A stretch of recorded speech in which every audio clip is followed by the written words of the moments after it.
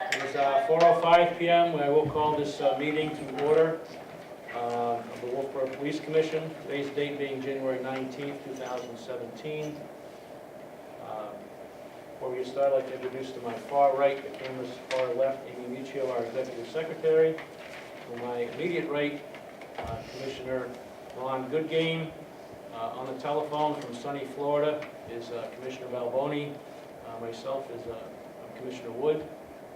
To my extreme left is newly decorated and appointed Chief Dean Rondo, and to his left, newly promoted and appointed Captain Mark Libby, make up our command staff at the Wolfeboro Police Department. This time, I recognize it as a quorum, and I would like to stand for the Pledge of Allegiance. I pledge allegiance to the flag of the United States of America and to the republic for which it stands, one nation under God, indivisible, with liberty and justice for all.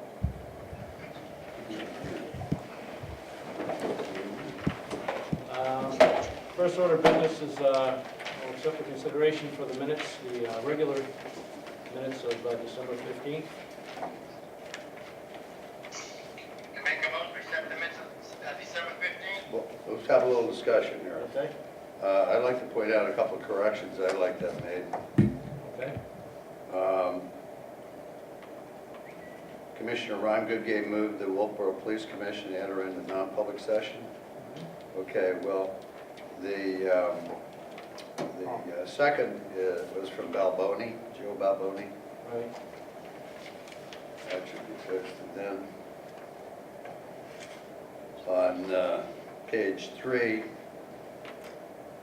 where the word attrition is, should be addition. Right.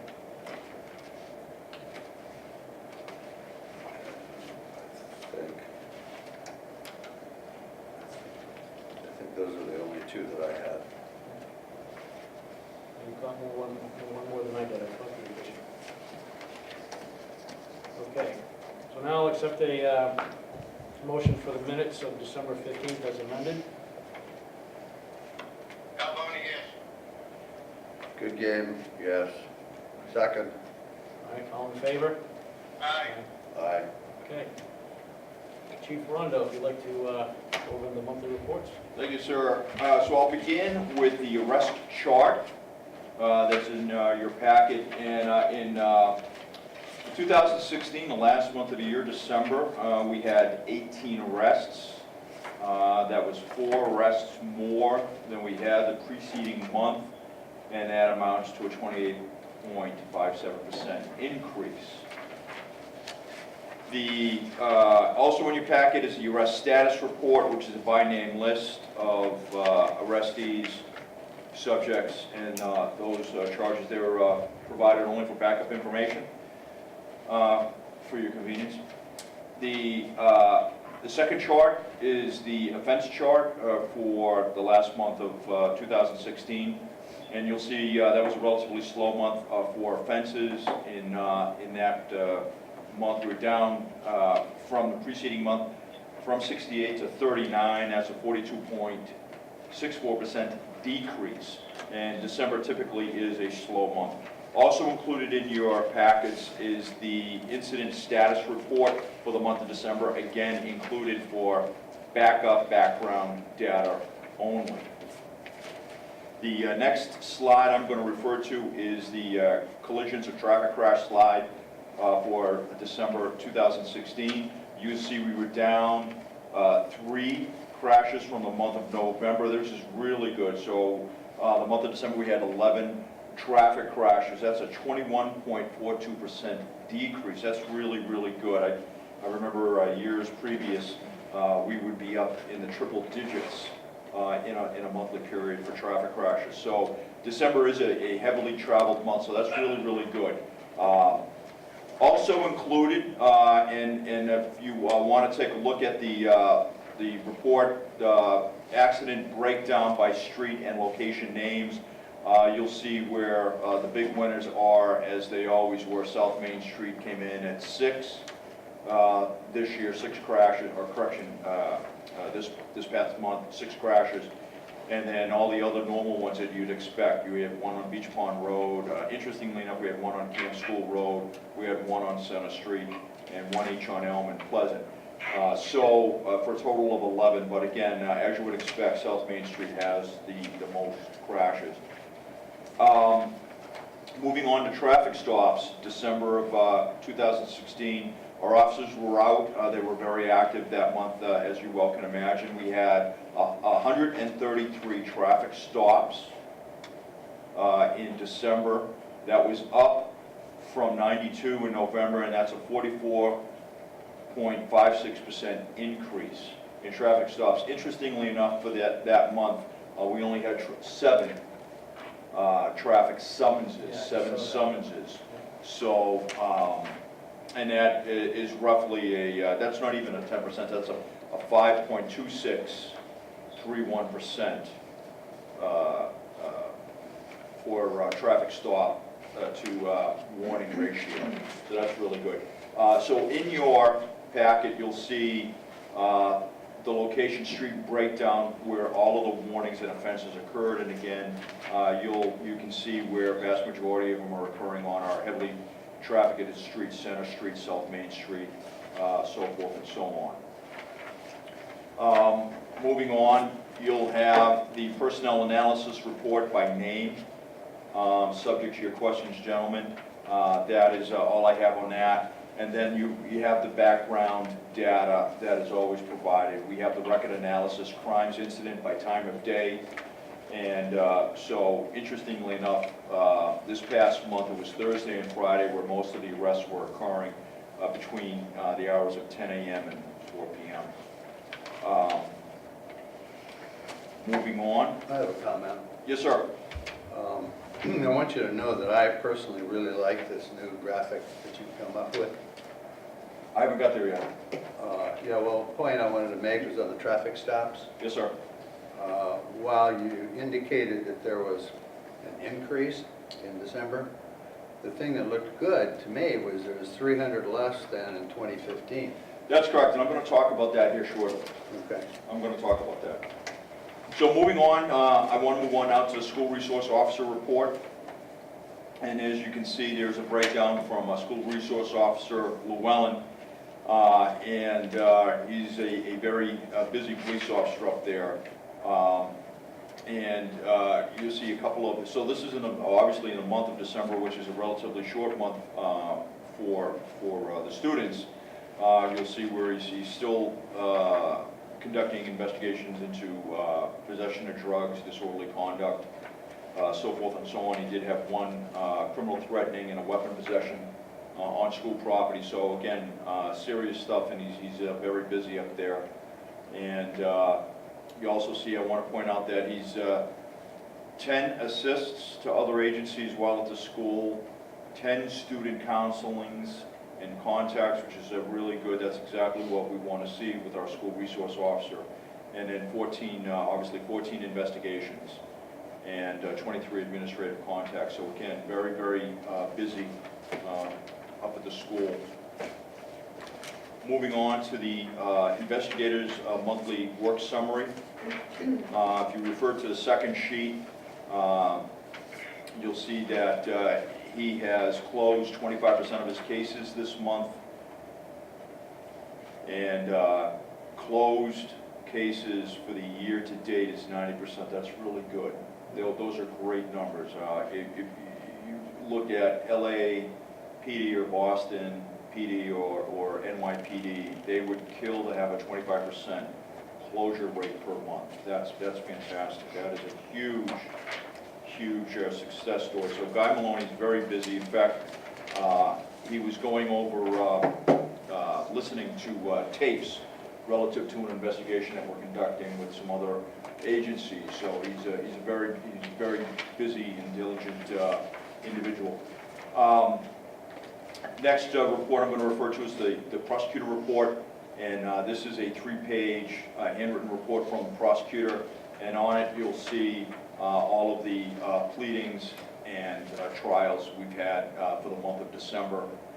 And again, a very busy caseload from Tim Morgan closing out those cases, and a lot of that stuff is he's working hand in glove with Detective Maloney on. So this is normally where we would end the chief's report, and I would roll into the chief's items of interest. Now what I want to do is just give you gentlemen a wrap-up from where we were last year. So I'm going to now be comparing 2015 to 2016. So you'll see some reports that the chief normally would print out, Chief Chase would normally print out, and I printed out for you. And these are broken down into the category A and B categories that he's explained in the past. So the first one I'm going to start with is category A, crimes against persons. And if you look far to your right, I'll just talk you through the slide very quickly. You'll see where we are in 2016. Next column over, you'll see where we are in 2015. And I'm just going to call your attention to some increases. And we had, obviously, from 2015, we've had an increase in kidnapping induction. We had an increase in forcible rape, which we had 0 in 2015, but in 2016 we're showing 1 and 2 respectively. Also, we had an increase of 33% in aggravated assaults, an increase in simple assaults from 36% to 45% in 2016. We had 29 for intimidation, for a 53% increase from 2015, where we had 19. Crimes against property, which are very indicative for a number of reasons, and we use those as a measure to determine how bad is the drug problem and how bad is the drug activity. And so we're not seeing the types of increases. In fact, we're seeing decreases in things like burglaries. We're seeing decreases in larceny, decreases in shoplifting. But what we are seeing increases in, and it is disturbing, is things like fraud, swindling, false pretense, games of chance type things where people are being duped into these types of activities. In embezzlement, you'll see where we had a slight increase in embezzlement. If you go down to crimes against society, next chart down, you'll see where we've had an increase, a 65% increase in drug narcotic violations. Can we go back onto this crimes against property? Sure. What does that indicate to you that there's been a diminished number of burglaries, for example, but as you were saying, the swindling, the fraud, those types of crimes have increased? What is there? That's a great question. So let me address that. So one of the things we look at, things like robbery, arsons, burglaries, larceny, shoplifting, that type of stuff, a lot of petty crime is a great indicator of drug use, drug activity, and how bad the problem is getting. Drug activity, drug and alcohol abuse account for an awful lot of street crime. Depending on the agency, anywhere from 70 to 90% of street crime is really driven by drug activity. And it's usually focused in things like robberies, burglaries, larceny, shopliftings, that kind of stuff, because they're desperate for money, because they're going to rob or they're going to steal to try and fund a habit. Now, relative to fraud and games of chance and false pretenses and swindling and that type of stuff, those are, in many respects, considered white-collar crimes, or some of that can be considered white-collar crime, especially when we start getting into the felony level, large sums of money being swindled and being stolen and so forth and so on. Certainly embezzlement is typically a white-collar crime. And that is what that is indicative of, and that's usually indicative of a poor economy.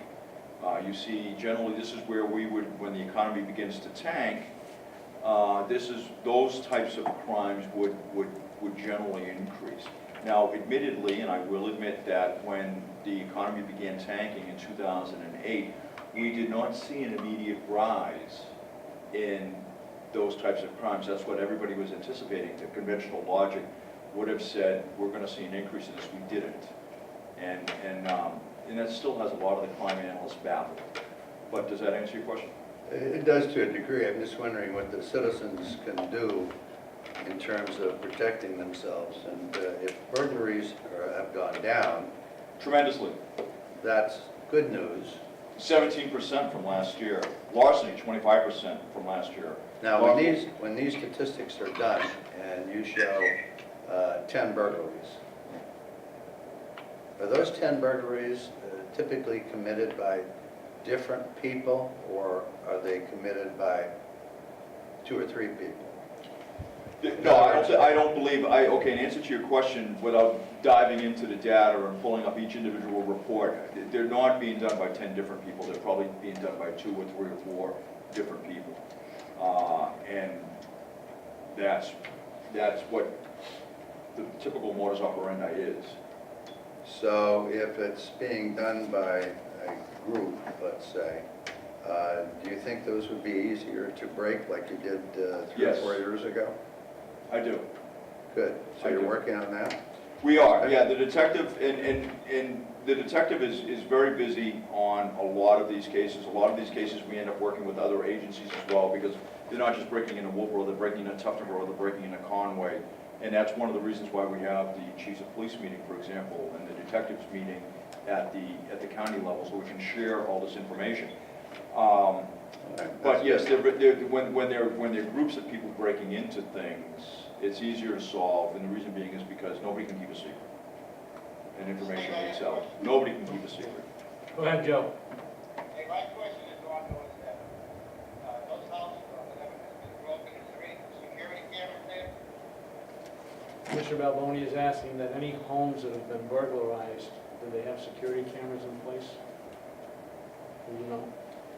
None of that comes to mind right now. Apparently not, Joe, at this point, he doesn't recall that they did. Because, good game asked the question, you know, how can we keep the, house burglaries down? My first principle, like, put cameras in, which I have cameras inside the house, and cameras as well as outside the house. That is a definite deterrent, there's no question. Oh, about it. absolutely, And absolutely. the cost of that technology has come down significantly. You can get a lot of coverage for a little money. Yeah. So just moving on, one of the things I do want to cover is Group A crimes against society. If you look down here, drug and narcotic violations, which are up, and then pornography, obscene material. Oftentimes you see those connected, and that speaks to if you will, the feel-good nature of drugs. And when we do drug raids, for example, and when we hit some of these drug houses, that is one of the things that you uncover is an awful lot of pornography and material, and it's because it's the need to feel good. It's all connected. That they're taking drugs to feel better, they're using pornography to feel better, and that's the reason why. So you see where these again are indicative of like activity, and that's what I want to point out. Just moving on with that, you've got some additional background data that just goes more down into the weeds for you gentlemen to review. And this last chart I actually developed today, Commissioner Goodgame, and I built this chart for you because I knew you would ask these questions. I knew you would want to know.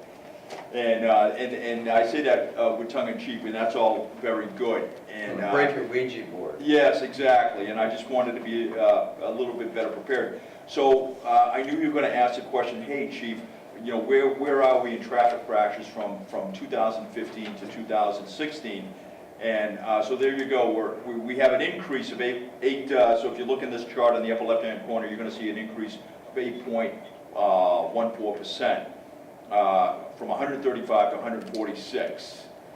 So if you look at traffic stops from 2015 and then the revenue it generated for the state, and again the revenue it generated for the state, we're down from 2016 to 2015. We're down stops 12.49%, and then decrease in revenue 7.52%. And you'll see the dollar figures there from 14,183 to 13,116. And then I don't you see what the point is in you concerning yourself with the dollars raised by these traffic stops. I just thought it'd be a question you would ask. No, I'm more interested in the decrease of the traffic stops. That's either because people are driving more safely, Well, or we haven't got enough police out there. Go ahead. no, I was gonna say, one of the reasons I think, and you can correct me if I'm wrong, that the chief is alluding to the monetary value of these stops is, it's good that the public understands that, because oftentimes when somebody is on the receiving end of a citation that costs them money, they assume the money's coming back to the town or the police department for our use, and it goes to the state. I Well, think that's the, That's exactly correct, and that's the reason I emphasize this was revenue generated for the state. We don't see a dime of it, unfortunately, or fortunately, depending on your frame of reference. Moving on to arrests, I just want to point out that we were up in arrests from 15 to 16, 6.06%, from 297 to 315. That's pretty significant. And yeah, but the thing is, you know, when you dwell on percentage, it doesn't mean anything. It's only like 20 arrests more in 2016 than 2015. Big deal. yeah, I know. You know, I mean, Yeah, no, I hear you. I actually agree with you, but I just, somebody would want to know what is the percent increase, and that's why it's included here. I thought you would ask the question, actually. I mean, that's the same problem that we have with the budget committee. That's the same problem that we have every time the budget committee or somebody looks at our budget and they say, oh my God, you're up 200%. Yeah, we went from $2 to $4. That's right, that's correct. You're absolutely correct about that. Absolutely correct. So I always think the percentages are not indicative of anything. Unless, you know, you've got a microscope and somebody really needs to know that. I happen to agree with you. I like the raw numbers because you're allowed to draw your own conclusions if you're looking at the raw numbers. So again, looking at incidents, criminal incidents, from 15 to 16, you have 446 in 2015, up an increase of 7.399% to 479 in 2016. So again, Now, you see, if you were to tell us that the other jurisdictions in the Lake region, their incidents of increase 2016 to 2015 were 500%. Then I think your percentage of 7.3 is really indicative of something. right. That means that we're a more law-abiding town than these other towns that are at a much higher percentage. In other words, I'm just trying to say that over the years, we've talked about it, and it seems to me that percentages can be used to illustrate something good or bad, if in comparison to somebody else, some other jurisdiction, something else going on. Because when I look at a statistic from 2016 to 2015, and it's an increase of 20 incidents, and last year we had 0. That's a big increase, percentage-wise. Is it? But in order to make it relevant, one has to know how did we arrive at that percentage, because we had 0 the year before. Right. And that's that report that I sent to you earlier. That's what that shows. It shows all those hard numbers. If you pull it, that's like about a 7-page report. Yeah, this is just the summary. This is the summary based off of the charts. I understand, but you're starting your term, and I'm just saying that for our police commissioner, Goodgame, this is kind of, I'm trying to give some input here in terms of how you're going to do the presentations, and that's all. It's not being No, I know. critical. Oh, I I'm know just that. saying that, you know, when you go to work trying to figure out what the percentage is, and you get the calculator going and all that, as far as I'm concerned, percentage doesn't mean anything Okay. unless it's in comparison to something important, like another jurisdiction. Because that's in the final analysis what you guys are kind of judged on. What's going on in the other jurisdictions versus what's going on in this I'm jurisdiction. not sure the other jurisdictions know what their percentages are. Oh, all right, I'd like to move on. So moving on, I'm just going to move into the chief's items now. So with personnel, I want to under personnel, the first thing I want to do is wish everybody watching a very happy New Year from the Wolfeboro Police Department, the captain and myself, so thank you very much for your support. With that said, both the captain and I were promoted to our current ranks in a ceremony on January 2017 at the Wolfeboro Town Hall, in the Great Hall. Afterwards, there was a reception and a meet and greet, which was hosted by Brewster Academy at the Pinckney Boathouse. Both events were very well attended, and indeed the captain and I are deeply humbled by the public's attendance and the outpouring of support for the two of us. Additionally, we are both very appreciative and indebted to Brewster Academy for agreeing to host at their most prestigious academy this event, and we're very grateful indeed. I think it should be noted that they did that on their dime. They Entire very much did. That was very, very gracious of them. And Dr. Gimmel will be here at the next month's Police Commission meeting, and we'll get to thank him personally. So in the month of December, the Children's Christmas Fund Drive was a big success with many families benefiting from our efforts. 79 children and 29 families were the recipients of this year's generosity from the town, and it made many a happy child this past December 25th. So good job to everybody who participated in that. Thank you very much to all those who contributed and volunteered in this very worthwhile endeavor. Thank you very much. We begin the process of seeking a new police officer for the Wolfeboro Police Department. Resumes and cover letters should be addressed to Captain Mark Livy at the Wolfeboro PD, who will compile all the applicants for review. Deadline for submission is 15 February 2017. After that date, we will look to schedule whatever testing and interview processes are required, and obviously you gentlemen will be a big part of that. The captain and I conducted a staff meeting on 12 January. There was quite a bit of very good and meaningful discussions as the captain and I tapped the rudder, so to speak, a few degrees. Everyone was engaged in the meeting and participated meaningfully. Matters of outreach and interest. I attended 2 budget hearings this past month, one in December and the other on 10 January, the final hearing. We were reduced $4,000 in our overtime line item budget of the $15,000 the Board of Selectmen had placed in that budget line by the Budget Committee. This will impact somewhat our ability to cover the gaps and seams we had anticipated using that money to resource. We are presently looking at other ways and means to cover these shortfalls. More to follow as we figure this out. On 11 January, Captain Livy and I attended the Carroll County Chiefs of Police Association meeting. The fiscal year 17 law updates were discussed along with other areas of interest to Carroll County law enforcement.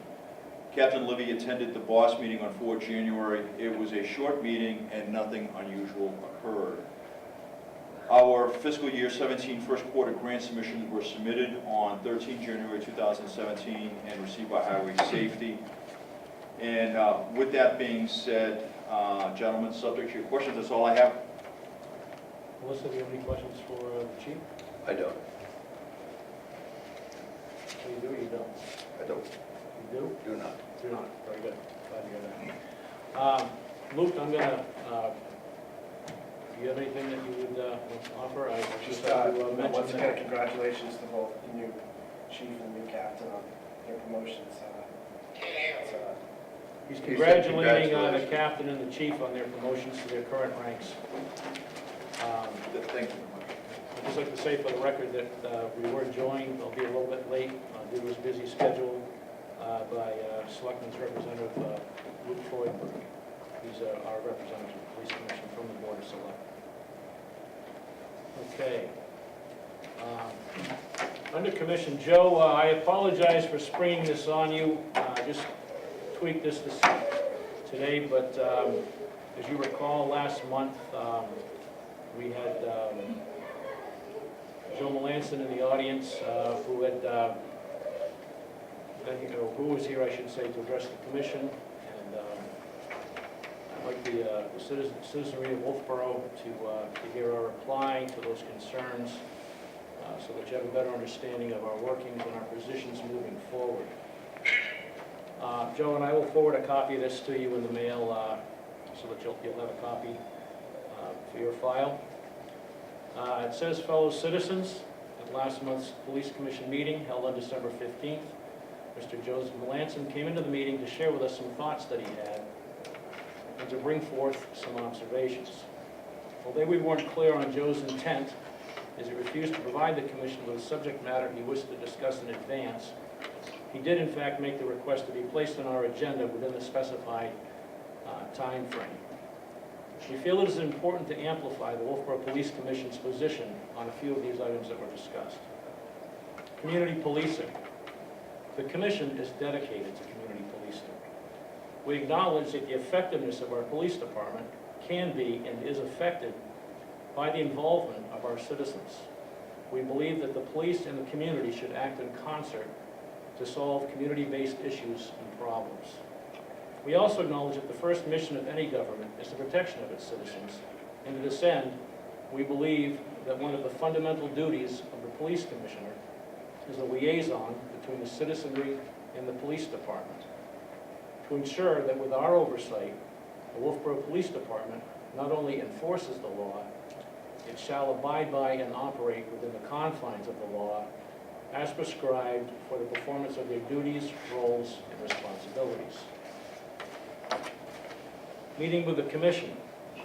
The Wolfeboro Police Commission wants every citizen to know that there are rules and regulations governing administration of the police department, which even the Commission cannot violate. Matters dealing with privacy, personnel files, and officer discipline are typically not dealt with in open forums, but in non-public session.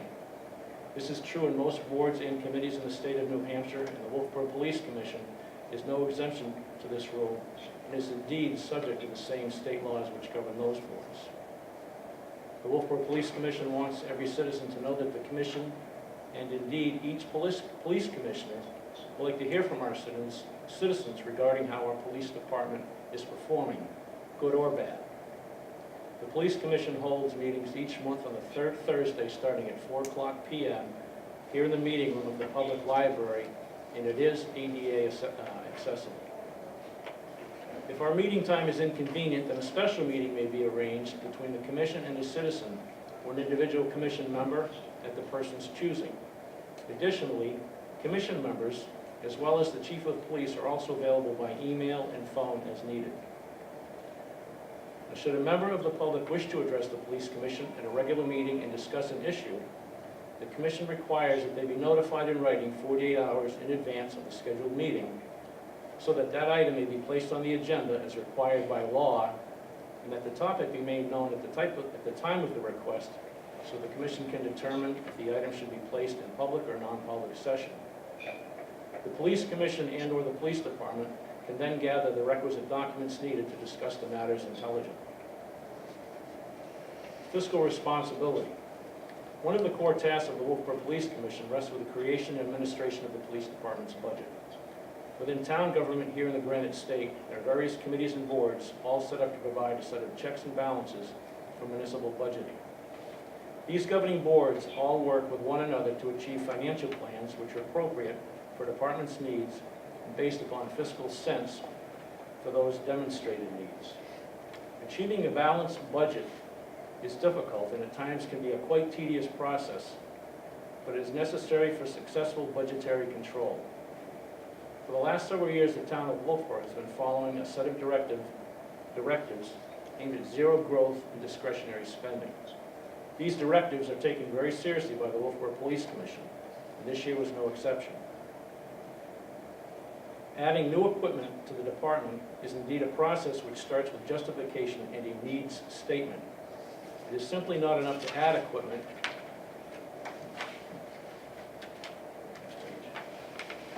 without identifying a problem and a requirement. Joe's statement that body cams would be a good idea is simply that, his good idea, and would be a want and not a need. And we realize that other law enforcement agencies within the state have adopted the use of body cameras. However, it is the position of your police commission that before implementing the use of body cameras here in Wolfeboro, the New Hampshire Attorney General's office shall have adopted uniform policies and procedures regarding their use. And in conclusion, the Wolfeboro Police Commission is dedicated to the highest standards of administration and policing of and for the town of Wolfeboro. We are committed to ensuring the concepts of community policing are used in municipal law enforcement here in our community. The recent promotion of Chief Dean Rondo and Captain Mark Libby to their current positions speaks to that commitment and positions the Wolfeboro Police Department for continued success under their leadership. The Wolfeboro Police Commission is a liaison between the public and the police department. Any comments, concerns, suggestions, or grievances may be addressed at any time with any member of the commission or the chief of police. We are always interested in the ideas and thoughts of our community on how together we can make Wolfeboro safer for everyone. So please, attend a meeting, express an interest, get on the agenda and speak if you wish. We do want to hear from you. Sincerely, the Wolfeboro Police Commission. Well said. Now, Well done, Stevie. I will I apologize again, Joe, I just got that finished up earlier today, and I'll get a copy in the mail to you forthwith. Seeing that, does anybody have any other business? I will take a motion to go out of public session and enter into non-public session to discuss ongoing litigation, and is there something else that we have on the agenda? Oh, and in personnel issue, that is correct. I'll second it. Well, I'll take a motion. You made the motion, Joe? Motion made by Commissioner Balboni, seconded? Second. Okay, I'm going to poll the commission. Commissioner Balboni? Galvani, yes. Good game, yes. Commissioner Wood, yes. We now stay recessed and going into non-public session.